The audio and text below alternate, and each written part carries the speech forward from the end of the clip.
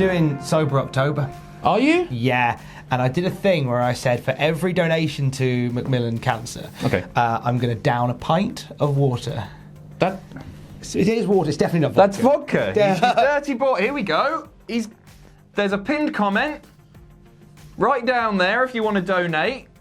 Keep going. He's going. Give him a big squeeze. Give him a big squeeze. Thank you, John Eiley, for donating. I need a wee now. Here's some news. Cody wants to buy a gimmick match from the WWE. We have a contract update on Sasha Banks and big spoilers regarding former WWE champions in the NWA. You have been warned. So Cody did a press conference. Who's Sue Cody?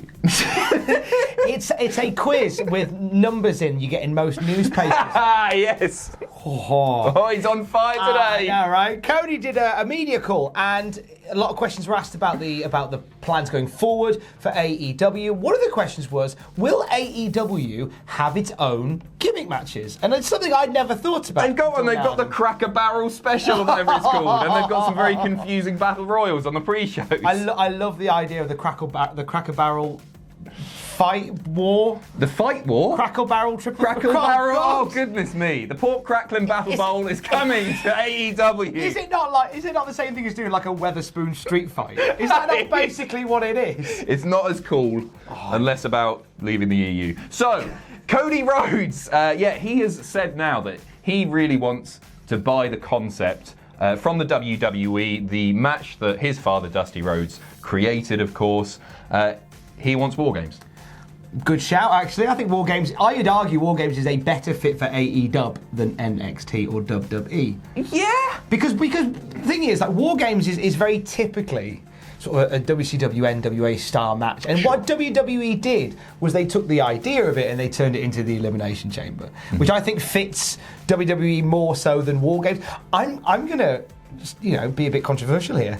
Was never the biggest fan of WarGames. Really? I think NXT have nailed it, and it's one of those few sort of WCW, NWA concepts that WWE has taken a bit of pride in, and that's definitely down to Triple H. Thanks, Triple H. But you see Starrcade, and it's just some house show, glorified house show. They might air a bit of it on the network, but at least they're taking pride in WarGames. I just found that initially the whole concept of we're going to flip a coin to see who goes in first, and you can't win until everyone's in, and then you can only win by submission. I just found that a bit right. Like, they have fixed it slightly. Yeah, it's better now, for sure. But despite the fact that they don't own WarGames, they do own some other wrestling-based gimmick match properties. That's right. So Cody owns Bunkhouse Stampede and Battle Bowl, but he wants that third. He wants the hat trick. So the Bunkhouse Stampede is like it's like the Cracker Barrel street fight. Yeah, it's just like that. Cracker just Barrel like that. street fight. Battle Bowl was good. I like Battle Bowl, but it's no WarGames. But that wasn't it. There's way more that Cody revealed during this presser yesterday, this media call.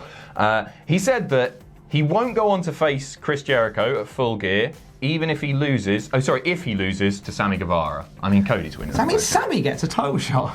Go on, Sammy Guevara! That's definitely what's going to happen. Guevara, go on, good boy. Get amongst it. Also, he revealed that he is able to use Cody Rhodes as a name, but he doesn't want to use Cody Rhodes as a name. He wants to keep the Rhodes gone because he feels like he got Cody over so well in New Japan.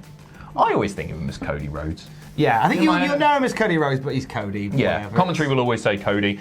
He also revealed that 80 to 85% of the roster has been concerned. They're all very worried about have been confirmed. And he wanted to sort of address the misconception that any disgruntled WWE star can find a home in AEW. I mean, there were a few months ago when all of these reports, like Revival and Rusev at the time, were just like, well, they're definitely going to go to AEW. Cody wants to dismiss those. 80 to 85% of the roster is already there. Although, is Jack Swagger going to be there tonight? Is Jack Swagger going to turn up? He wasn't disgruntled. He had a whale of a time. he was overpushed, if anything. No offence, Jack. Sorry. And he also said that he's been keeping a close eye on Cain Velasquez's progress as a pro wrestler and definitely would take him on as a project if he wanted to come to AEW. It looks like Velasquez, if he's going to end up anywhere, it's going to be WWE. But it's nice that Cody's keeping an eye on. Yeah, absolutely. An eye on Kane. Keep an eye on the competition because that's where he's going to go, Cody. It's boss time! Not my words, the words of Adam Pacitti when he grows some herbs. And the words of Michael Cole when Sasha Banks makes his way down to the ring. Her way down to the ring, rather. She is a woman, not a man. I sometimes feel like my face is going to fall off when you're doing those. I can't control it. You say these things. My face when I'm with you, but I love it. So, Sasha Banks, appeared on Cool Greg's. Can you call me Cool Adam? Please. The We Have Cool Friends on YouTube show. And she said that since she came back, she has a really good contract. I think we expected that anyway. However, she also added that she has a great relationship with Vince McMahon because, we talk money. He wants to make him cool, so I'm helping him with his jokes. And they text jokes back and forth. Vince McMahon and Sasha Banks having a whale of a time via SMS. That is a heck of a WhatsApp group I want to be in. Wow. Also, she's got a private jet. She's got her own bus. She's just so blessed. She's probably the first ever woman to have her own bus. Lex Express 3.0. Yes, right. 3.0, bring that on. I'll be your hero. Sasha touring the country, rallying the troops for her match with Yokozuna. Come on! This is. I like the swap here of Sasha Banks. In return for giving Vince really good jokes, he gives her a bus. Yes. Good value for money. That. Absolutely. Maybe just go on Reddit dad jokes. That's what I do every morning before graded. Do that. But no, this is good. And I think it's fair to say that for a long time, women in the WWE as a whole have been underpaid. When those contract figures have been leaked various times in the past, it's always very shocking to see top female stars being paid significantly less than their male counterparts. So this is really good, and they're really they're valuing their women, and that's great, obviously. It's actually good for Sasha as well to be back, and she seems like she's in a much better place. I think if you watch the Chronicle that they did on her, it's so heartbreaking to see somebody who loves something so much just desperate to get away from it. But she seems like she's in a really good place, and you know what? I've really enjoyed the Four Horsemen shenanigans. I'm still expecting this Sunday for Sasha to add that extra belt. I agree. I think shoulder. Sasha's leaving with it. I think it's been a great reign for Becky. I think her and Becky have been a highlight of both Raw and SmackDown in recent weeks. I think they've done great work. And in fact, on Raw this week, that sort of stare down from the crowd where Becky got her out of the ring and then delivered a quick promo, that was one of my favourite parts of the show. I think they're doing great things, and I think they're going to go all out on Sunday night. All out AEW, mate. Oh, squeeze him again. Oh, squeeze him again. I'll be sick on that camera. I think it's going to be one of the highlights of the show. I just wish they would announce some more pissing matches. There are 3 confirmed matches so far for Hell in a Cell.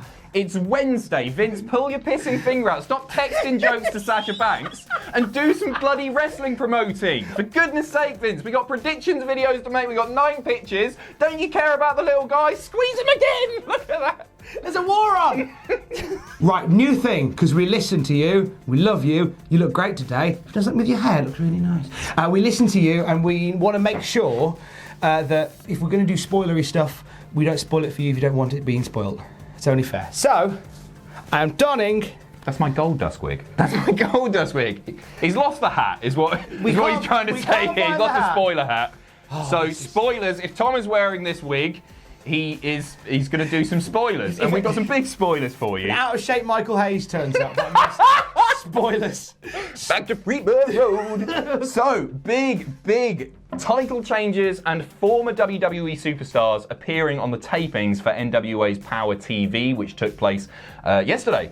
Day before. Yesterday. It looks fantastic, by the way. We'll show you a picture of the setup now. Doesn't that look wonderful? Doesn't that take you back to when I wasn't born? Do you know what's great though?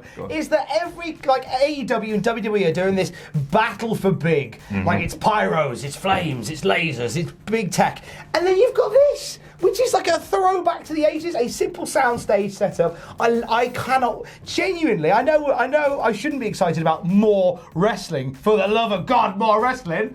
I haven't seen my wife ever because I'm not married, but it's the idea of going back to this old school time. I'm really excited to sit and watch. I think it looks wonderful. They're doing the interviews in front of the ring and stuff. I've seen various spoiler images and some, as I say, big results here and some big debuts. The first being Mr. Trevor Murdoch is locked in. Trevor Murdoch, former WWE Tag Team Champion. What a wonderful wonderful get for the NWA. He feels like an NWA guy. If there ever was one, can still go, he's great. Mr. Kennedy's also there. Mr. Anderson popped up. And Aaron Stevens, who you may know as Aaron Rex, but you'll more likely know as Damien Sandow, making his NWA debut. We won't tell you the results of those matches. You should definitely watch them. But also a few big title changes. The first I want to talk about is Colt Cabana. Defeating James Storm for the NWA National Heavyweight Championship. He's now a two-time NWA National Champion. He won that belt. James Storm beat him for it, and now Colt's got it back. It's a lovely belt. I'm a big fan of the National all of those belts are stunning, aren't they? They just look different. I love them to bits. However, more importantly, we have new NWA Tag Team Champions defeating Thomas Latimer and Royce Isaac.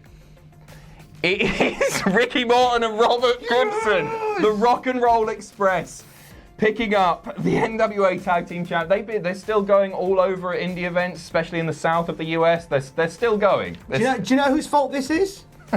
Billy's? It's your fault. Okay. Your fault, because the other day you said the Usos are the best tag team in the world. And I said, you're saying that while the Rock and Roll Express is still going. And then what happens? What does the universe do? It puts tag belts on the Rock and Roll Express. Boom, boom. Well, we're back in the 80s, mate. This is a lovely, lovely story, really. So, Rock and Roll Express took to Instagram saying... What a weird sentence say in 2019. The Rock and Roll Express took to Instagram. I believe this was Ricky Morton. It was Ricky Morton. As I type this, a tear comes to my eye. At 63 years old, I thought he was older, my dreams never stop. We've wrestled the toughest tag teams on the scene today and have taken many ass whoopings, but it all led to this moment. When the 3 count was official and the bell rang, my emotions ran out of my body. Hopefully not physically, but he is 63 years old. We had just become 9-time World Tag Team Champions. Hoot and I have had our highs and lows. This is something that we truly cherish. Congratulations. Yeah! Getting a big old round of applause. Stand up.